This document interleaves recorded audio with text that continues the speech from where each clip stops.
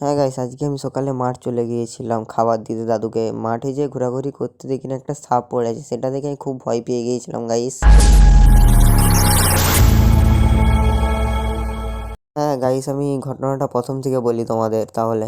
আজকে সকালে আমার দিদা বলল যা মাঠে গিয়ে দাদুকে খাবারটা দিয়ে আয়। চিলি চিকেন, মোগলাই, কাবাব ইত্যাদি ইত্যাদি জিনিস দিয়ে দিয়েছিল দিদা। সেগুলো নিয়ে আমি মাঠে চলে আসলাম। আর দিদা বলল মাঠে নাকি আলু পাড়ানো হবে, তাই একটা কোদালও দিয়ে দিয়েছিল। আর সেই খাবারের ব্যাগটা নিয়ে আমাদের বিলে আলু পানা ছিল, তাই জল দেখতে দেখতে আমি লালা দেখতে দেখতে চলে গেলাম আমাদের বিলকে। তারপরে আমি বিলে যেয়ে দেখি আমার পিসি একদিকে আর আমার দাদু জমির অন্য প্রান্তে আলু পাড়ছে। আমি সেসব দেখতে দেখতে ভাবলাম আমাদের জমিতে জলটা কোথা থেকে আসছে। তারপরে গিয়ে দেখি একটা বড় টিউবওয়েল থেকে জল আসছে। তারপরে দেখি আমাদের জমির একটা কোণে সেই জল এসে পড়ছে। আমি সেইটা দেখতে দেখতে কিছুক্ষণের মধ্যে আমাদের আলু পাড়ানো সারা হয়ে যায়। তাই আমি জমির এদিক ওদিক ঘোরাফেরা করছিলাম। তাই ঘোরাফেরা করতে করতে দেখি আমার সামনে একটা সাপ পড়ে আছে। গাইস, আমি এই সাপটা দেখে খুব ভয় পেয়ে গিয়েছিলাম। আর সাপটা প্রচুরই বড় ছিল গাইস।